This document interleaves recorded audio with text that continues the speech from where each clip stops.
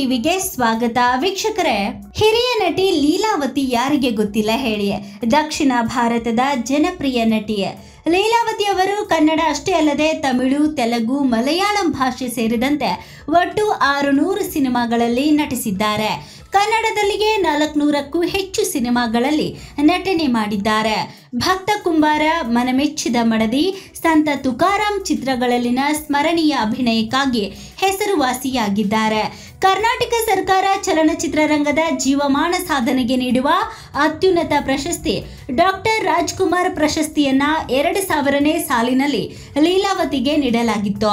2008ರಲ್ಲಿ ತುಮಕೂರು ವಿಶ್ವವಿದ್ಯಾಲಯ ಗೌರವ ಡಾಕ್ಟರೇಟ್ ಪದವಿ ನೀಡಲಾಗಿತ್ತು. 1937ರಲ್ಲಿ ನಟಿ ಲೀಲಾವತಿ ಅವರು ದಕ್ಷಿಣ ಕನ್ನಡ ಜಿಲ್ಲೆಯ ಬೆಳ್ತಂಗಡಿಯಲ್ಲಿ ಜನಿಸುತ್ತಾರೆ. ಆದರೆ 6ನೇ ವಯಸ್ಸಿನಲ್ಲಿ ತಮ್ಮ ತಂದೆ ತಾಯಿಯನ್ನ ಕಳೆದುಕೊಳ್ಳುತ್ತಾರೆ. ನಂತರ ನಾಟಕ, ರಂಗಭೂಮಿಯ ಬಗ್ಗೆ ಚಿಕ್ಕಂದಿನಿಂದಲೇ ಆಸಕ್ತಿ ಹೊಂದಿದ ನಟಿ ಲೀಲಾವತಿ ಮೈಸೂರಿನಲ್ಲಿ ವೃತ್ತಿ ಜೀವನವನ್ನ ಆರಂಭ ಮಾಡುತ್ತಾರೆ.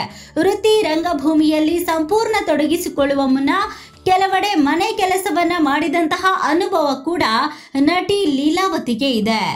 ಲೀಲಾವತಿ ಅವರ ಮಗ ವಿನೋದ್ ರಾಜ್ ಕನ್ನಡ ಚಿತ್ರರಂಗದ ಖ್ಯಾತ ನಟ. ಪ್ರಸ್ತುತವಾಗಿ ಕೃಷಿ ಚಟುವಟಿಕೆಗಳಲ್ಲಿ ಸಕ್ರಿಯರಾಗಿದ್ದಾರೆ.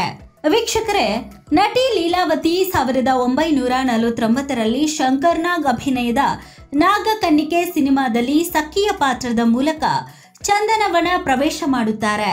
ಸುಬ್ಬಯ್ಯ ನಾಯ್ಡು ಅವರ ಸಂಸ್ಥೆಯಲ್ಲಿ ರಂಗಭೂಮಿ ಕಲಾವಿದೆಯಾಗಿದ್ದ ಲೀಲಾವತಿ ಕಯಾದುವಿನ ಸಖಿಯಾಗಿ ಅಭಿನಯ ಮಾಡುತ್ತಾರೆ. ಮಹಾಲಿಂಗ ಭಾಗವತರ ನಾಟಕ ಸಂಸ್ಥೆಯನ್ನ ಸೇರಿ ಹಲವಾರು ನಾಟಕಗಳಲ್ಲಿ ಅಭಿನಯಿಸುತ್ತಾರೆ. ಸುಬ್ಬಯ್ಯ ನಾಯ್ಡು ಅವರ ಭಕ್ತ ಪ್ರಹ್ಲಾದದಲ್ಲಿ ಕೂಡ ಅಭಿನಯ ಮಾಡುತ್ತಾರೆ. ಹಲವಾರು ಚಿತ್ರಗಳಲ್ಲಿ ಚಿಕ್ಕ ಚಿಕ್ಕ ಪಾತ್ರಗಳಲ್ಲಿ ಅಭಿನಯ ಮಾಡುತ್ತಾರೆ. ನಟಿ ಲೀಲಾವತಿ ನಾಯಕಿಯಾಗಿ ಅಭಿನಯಿಸಿದ ಮೊದಲ ಚಿತ್ರ ಮಾಂಗಲ್ಯ ಯೋಗ. ಡಾಕ್ಟರ್ ರಾಜ್ಕುಮಾರ್ ಅವರೊಂದಿಗೆ ನಟಿಸಿದ ಮೊದಲ ಚಿತ್ರ ರಣಧೀರ ಕಂಠೀರವ. ರಾಣಿ ಹೊಂಡಮ್ಮ ಚಿತ್ರದ ಯಶಸ್ಸಿನ ನಂತರ ರಾಜ್ಕುಮಾರ್ ಮತ್ತು ಲೀಲಾವತಿಯವರ ಜೋಡಿ ಜನಪ್ರಿಯವಾಗುತ್ತೆ. ಸಂತ ತುಕಾರಾಂ, ಕಣ್ತೆರೆದು ನೋಡು, ಕೈವಾರ ಮಹಾತ್ಮೆ, ಗಾಳಿಗೋಪುರ, ಕನ್ಯಾರತ್ನ, ಕುಲವಧು, ವೀರಕೇಸರಿ, ಮನಮೆಚ್ಚಿದ ಮಡದಿ ಹೀಗೆ ಹಲವಾರು ಚಿತ್ರಗಳ ನಾಯಕಿಯಾಗುತ್ತಾರೆ. ಕೆಲ ಚಿತ್ರಗಳಲ್ಲಿ ನಾಯಕ ನಟರಿಗಿಂತ ಹೆಚ್ಚಿನ ಸಂಭಾವನೆಯನ್ನ ಪಡೆಯುವ ನಾಯಕಿ ಲೀಲಾವತಿ ಆಗಿದ್ದರು. 70ರ ದಶಕದ ಬಳಿಕ ಪೋಷಕ ಪಾತ್ರಗಳಲ್ಲಿ ಲೀಲಾವತಿಯವರು ತಮ್ಮನ್ನ ತಾವು ತೊಡಗಿಸಿಕೊಳ್ಳುತ್ತಾರೆ. ನಾಯಕಿಯಾಗಿ, ಅಮ್ಮನಾಗಿ, ಅಜ್ಜಿಯಾಗಿ ನಾನಾ ಬಗೆಯ ಪೋಷಕ ಪಾತ್ರಗಳಲ್ಲಿ ನಟಿಸುತ್ತಾರೆ. ಅವುಗಳಲ್ಲಿ ಗೆಜ್ಜೆ ಪೂಜೆ, ಸಿಪಾಯಿ ರಾಮು, ನಾಗರಹಾವು, ಭಕ್ತ ಕುಂಬಾರ ಮುಂತಾದ ಚಿತ್ರಗಳು ಪ್ರಮುಖವಾಗಿದ್ದವು. ಲೀಲಾವತಿಗೆ ಬಡತನ ಕಿತ್ತು ತಿನ್ನುತ್ತಿದ್ದರೂ ಸಿನಿಮಾ ಮೇಲೆ ಲೀಲಾವತಿಗೆ ಅದೇನೋ ಹುಚ್ಚು. ಮೊದಲು ಚಂದ್ರಲೇಖ ಎಂಬ ಚಿತ್ರವನ್ನ ಲೀಲಾವತಿ ನೋಡಿದ್ರಂತೆ.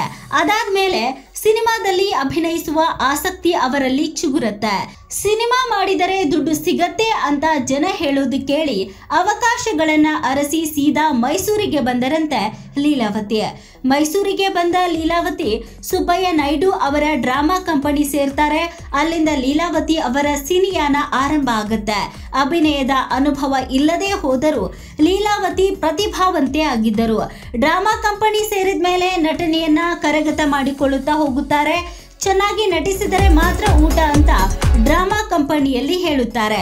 ಹೀಗಾಗಿ ನಿದ್ದೆಯಲ್ಲೂ ಡೈಲಾಗ್ಗಳನ್ನ ಕನವರಿಸುವಷ್ಟು ಲೀಲಾವತಿ ಅಭಿನಯದಲ್ಲಿ ತಲ್ಲೀನರಾಗಿರುತ್ತಾ ಇದ್ದರಂತೆ. ನಾಟಕಗಳಲ್ಲಿ ಶ್ರಮ ವಹಿಸುತ್ತಿದ್ದ ಲೀಲಾವತಿಯವರಿಗೆ ಚಂಚಲ ಕುಮಾರಿ ಎಂಬ ಚಿತ್ರದಲ್ಲಿ ಪುಟ್ಟ ಪಾತ್ರದಲ್ಲಿ ನಟಿಸುವ ಅವಕಾಶ ಲಭಿಸುತ್ತೆ.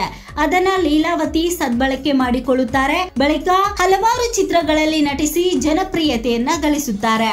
ಮಹಾಲಿಂಗ ಭಾಗವತರ್ ಅವರ ಶ್ರೀ ಸಾಹಿತ್ಯ ಸಾಮ್ರಾಜ್ಯ ಡ್ರಾಮಾ ಕಂಪನಿಯಲ್ಲಿ ಹಲವು ನಾಟಕಗಳಲ್ಲಿ ಲೀಲಾವತಿ ನಟಿಸುತ್ತಾರೆ.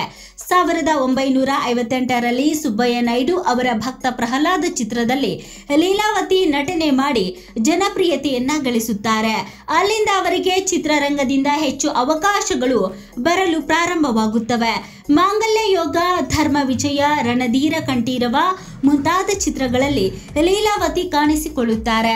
ರಾಣಿ ಹೊನ್ನಮ್ಮ ಸಿನಿಮಾದ ಮೂಲಕ ಲೀಲಾವತಿ ಪೂರ್ಣ ಪ್ರಮಾಣದ ನಾಯಕಿಯಾಗಿ ಗುರುತಿಸಿಕೊಳ್ಳುತ್ತಾರೆ. ರಾಜ್ಕುಮಾರ್ ಜೊತೆಗೆ 36 ಸಿನಿಮಾಗಳಲ್ಲಿ ಲೀಲಾವತಿ ಅಭಿನಯಿಸಿದ್ದಾರೆ. ಡಾಕ್ಟರ್ ರಾಜ್ಕುಮಾರ್ಗೆ ನಾಯಕಿಯಾಗಿ, ಮಗಳಾಗಿ, ಸಹೋದರಿಯಾಗಿ, ಅತ್ತಿಗೆಯಾಗಿ, ಅತ್ತೆಯಾಗಿ, ಸೊಸೆಯಾಗಿ ನಾನಾ ಪಾತ್ರಗಳಲ್ಲಿ ಲೀಲಾವತಿ ಅಭಿನಯಿಸಿರೋದು ವಿಶೇಷ. ಚಿತ್ರರಂಗದಲ್ಲಿ ಯಶಸ್ಸಿನ ಹಂತದಲ್ಲಿ ಇರುವಾಗಲೇ ಲೀಲಾವತಿ ತಮ್ಮ ಪುತ್ರ ವಿನೋದ್ ರಾಜ್ಗೆ ಜನ್ಮ ನೀಡುತ್ತಾರೆ. ಈ ವಿಚಾರ ಬಹಿರಂಗವಾಗುತ್ತಿದ್ದಂತೆಯೇ ಹಲವು ಸಿನಿಮಾ ಅವಕಾಶಗಳಿಂದ ಲೀಲಾವತಿ ವಂಚಿತರಾಗುತ್ತಾರೆ. ಆಗ ಲೀಲಾವತಿ ಅವರಿಗೆ ಮತ್ತೆ ಕೈ ಹಿಡಿದದ್ದು ಡ್ರಾಮಾ ಕಂಪನಿ. ಬದುಕಿಗಾಗಿ ಅತ್ತ ಮಗುವನ್ನ ಜೋಲಿಯಲ್ಲಿ ಮಲಗಿಸಿ ಇತ್ತ ನಾಟಕಗಳಲ್ಲಿ ಲೀಲಾವತಿ ಅಭಿನಯಿಸುತ್ತಾ ಇದ್ದರಂತೆ.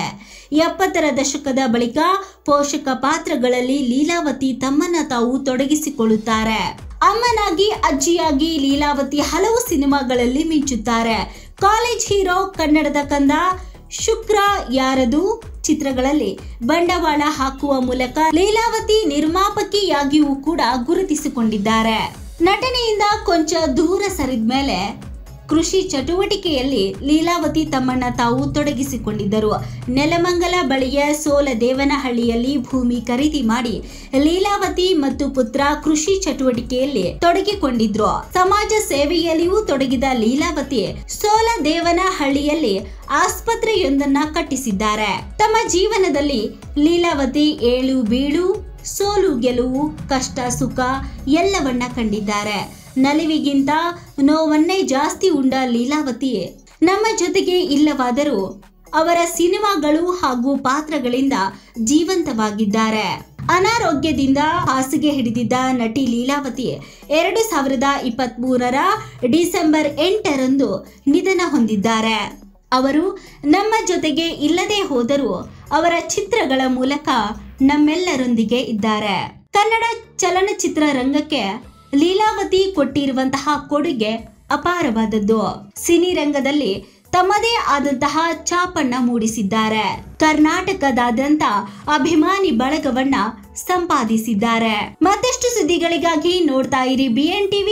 ಲೈಕ್ ಮಾಡಿ, ಶೇರ್ ಮಾಡಿ, ಸಬ್ಸ್ಕ್ರೈಬ್ ಮಾಡಿ. ಇದು ನಿಮ್ಮ ಧ್ವನಿ.